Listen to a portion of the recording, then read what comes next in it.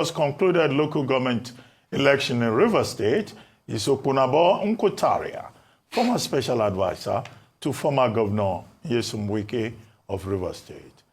Nkotaria, very good to have you on the program. Well, two things. Good morning. Yes. Good morning, Doc. Good morning. Good morning, Ayo, and good morning, Rufai. Good morning.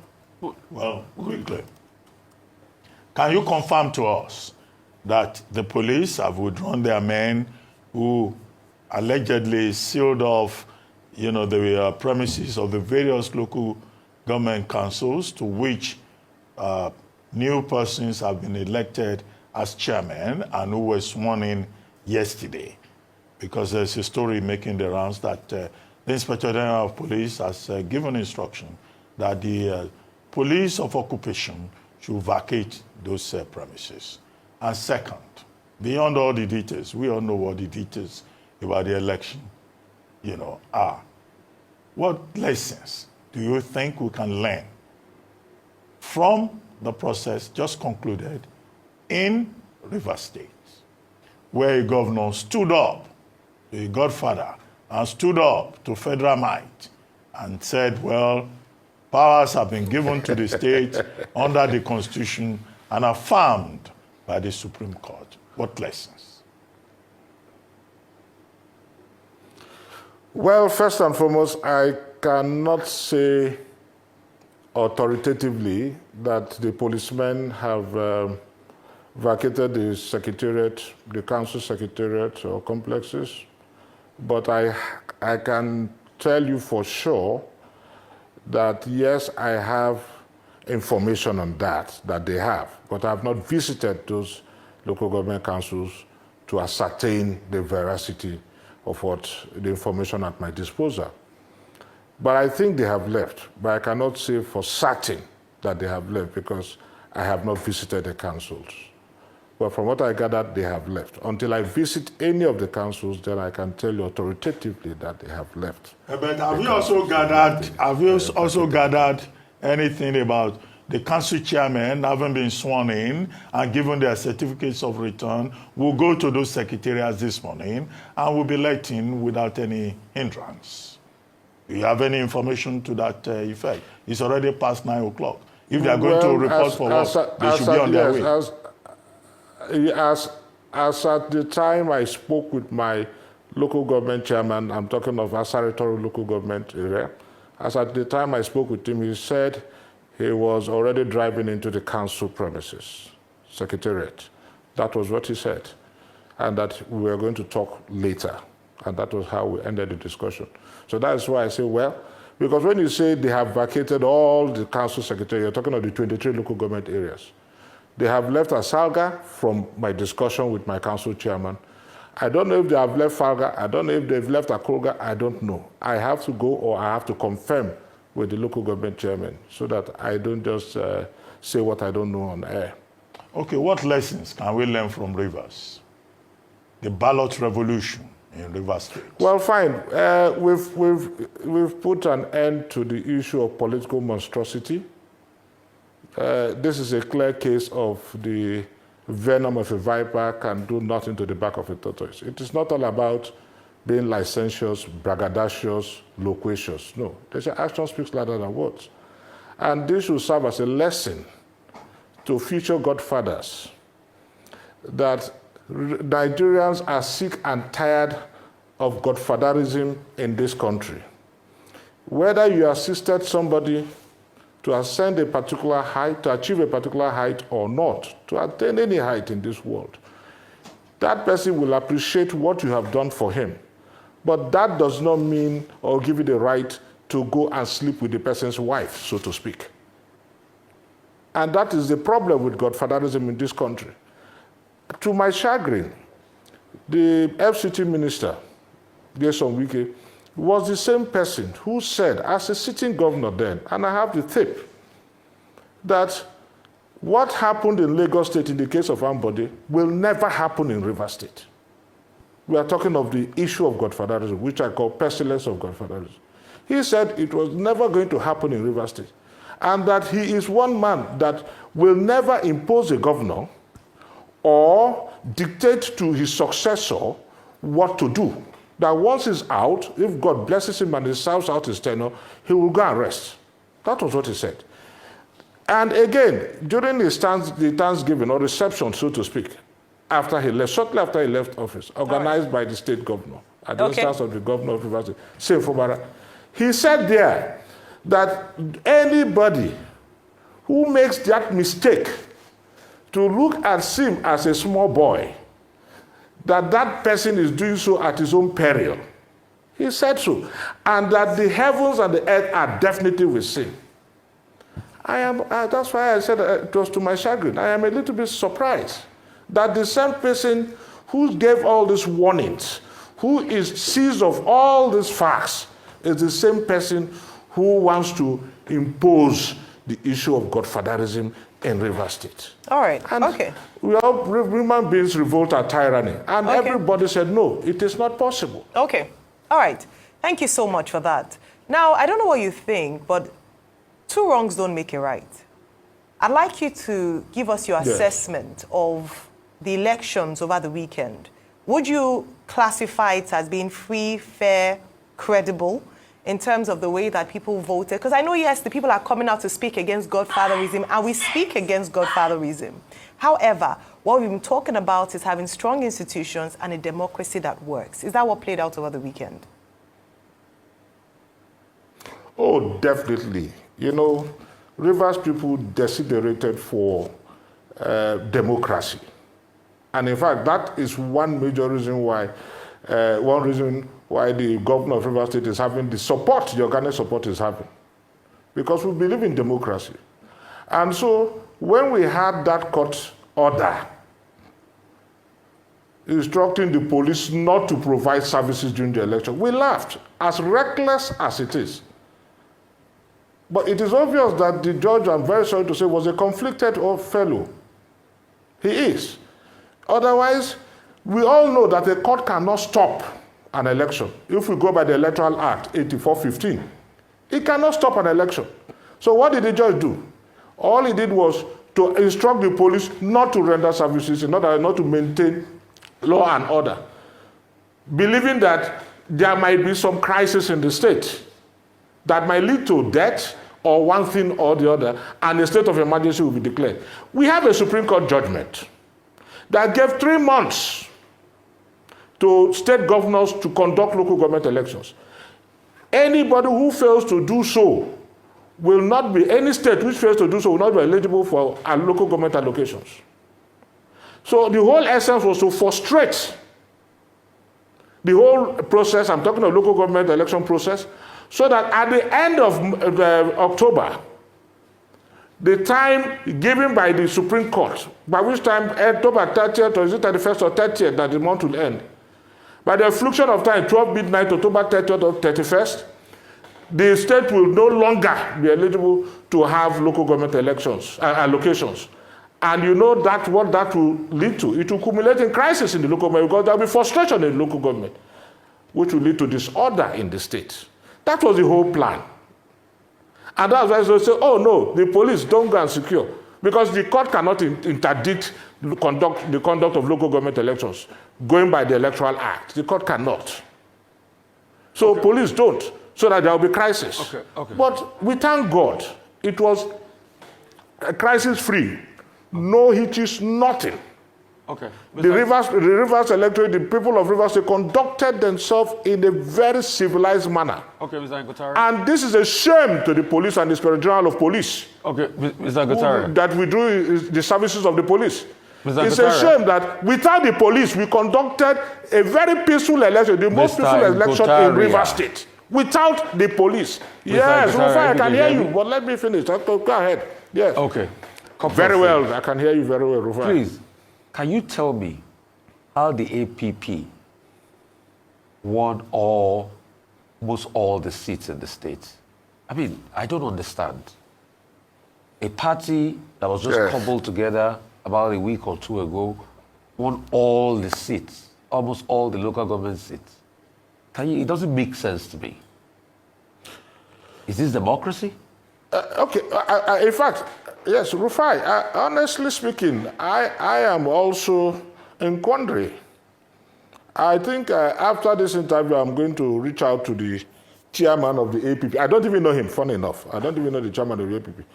And I think it's a slight on the part of the governor that a sitting governor, a member of the PDP, lost even in his own ward, lost even in his own unit.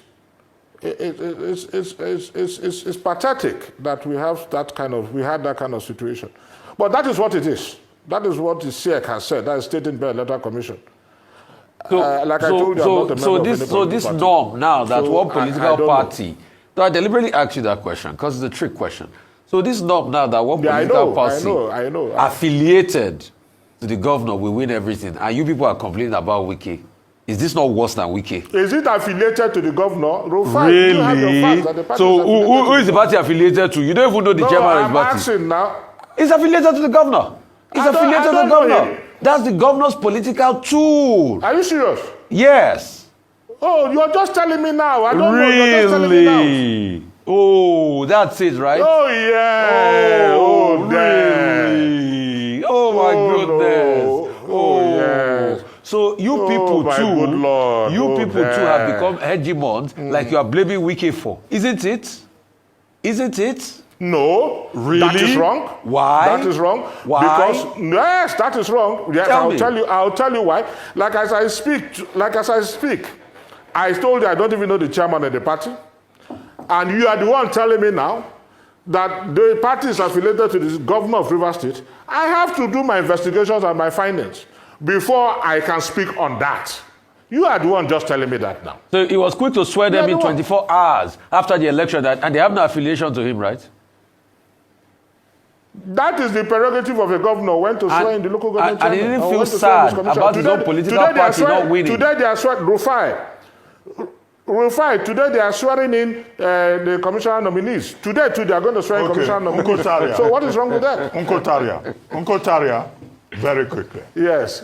Now, yes, Doc, I can hear you. Some newspapers are reporting today that the supporters of Minister Wike are heading to the courts to declare what happened on October 5, last Saturday, as illegal and unacceptable.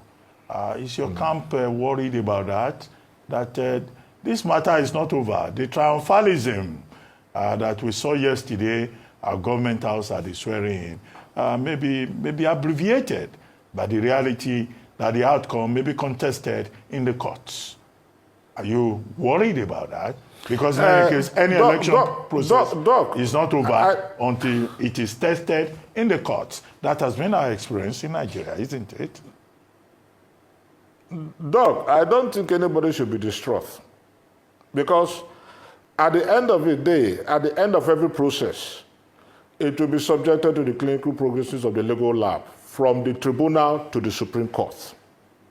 It's normal.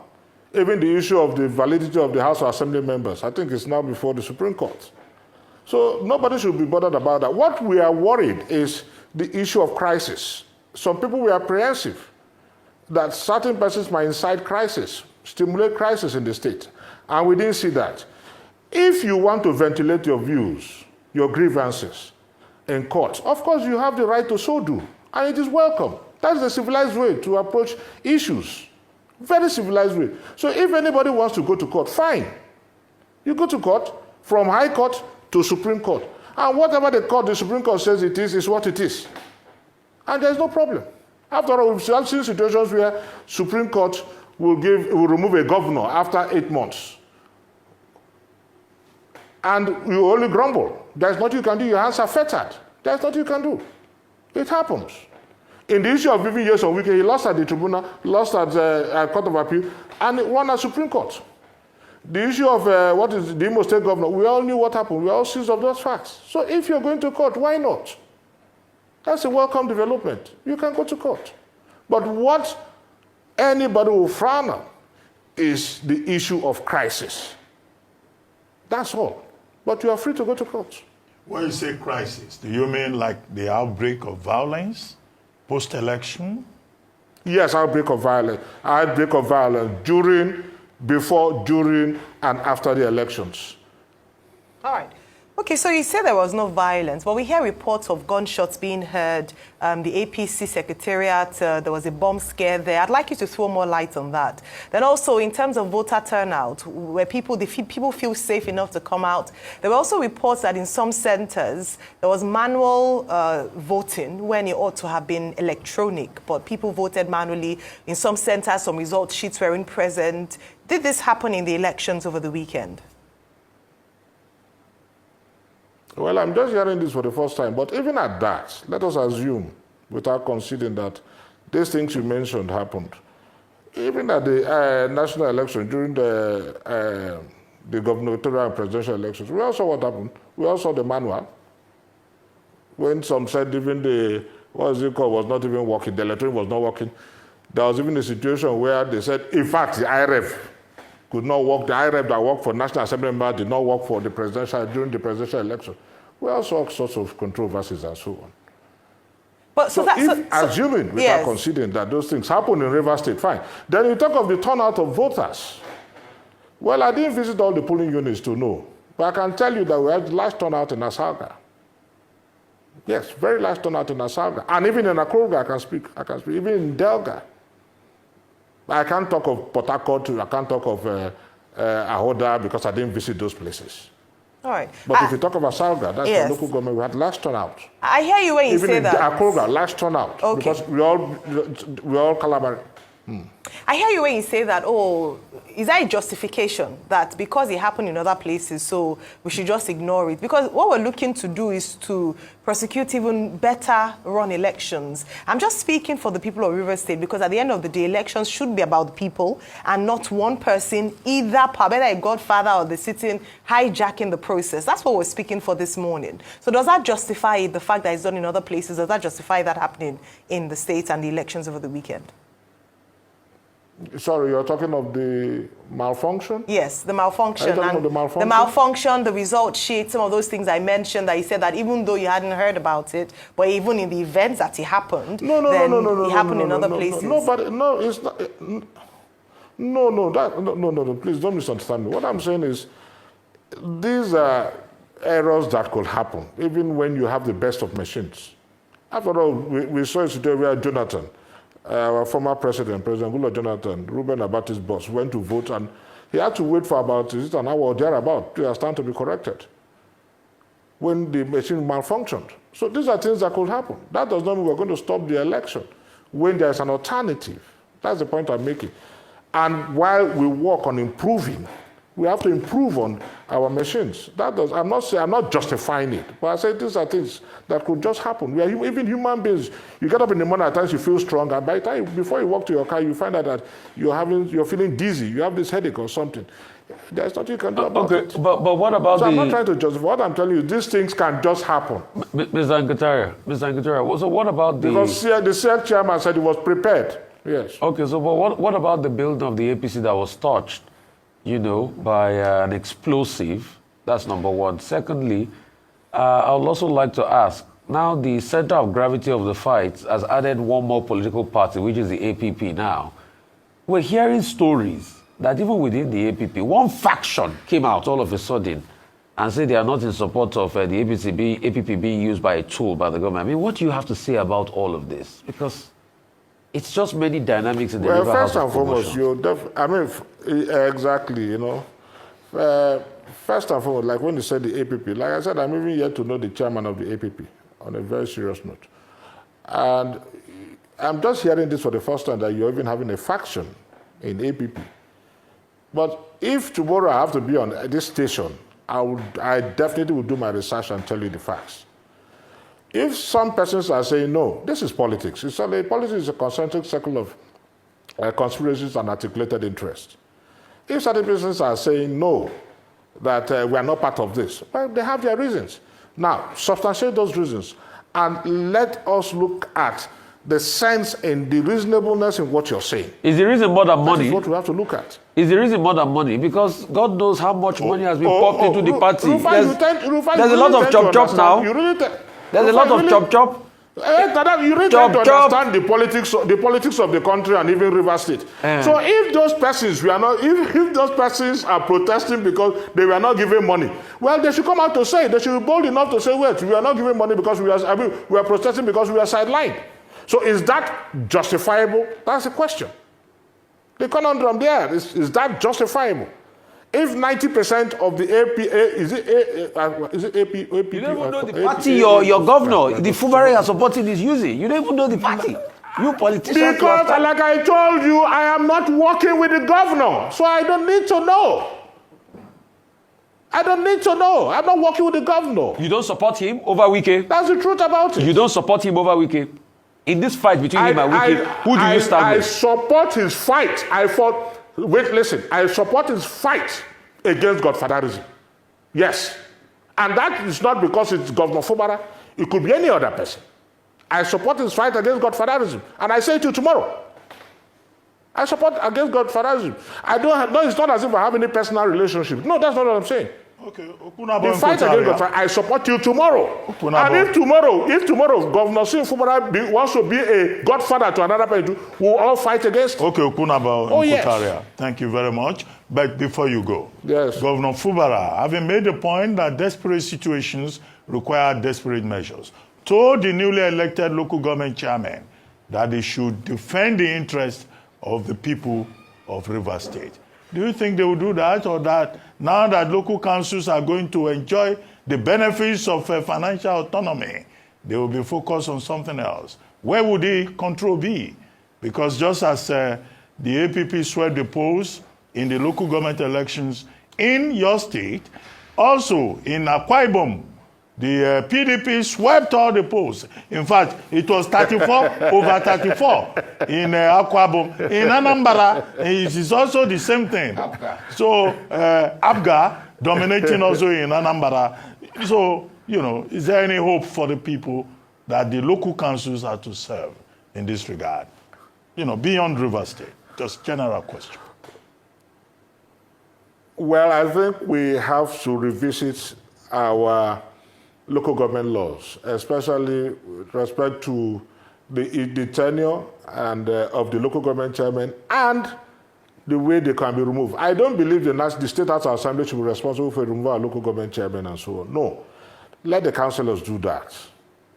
And so we have to stipulate procedures, spell out procedural obligations on how to do it, so that if a local government chairman is not alive to accessibility, those in the local government will know, and they will know how best to remove him. They should be in the best position to know if a local government chairman is alive to responsibility or not, and not just the House of Assembly or a governor of a state who want the man to be a puppet, a pawn, who direct him every month give A to this, every month give B to this. No, that's not what we want.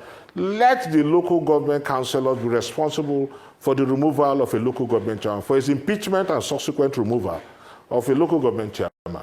That is my take on that. So I think we have to review the local government council laws. All right, well.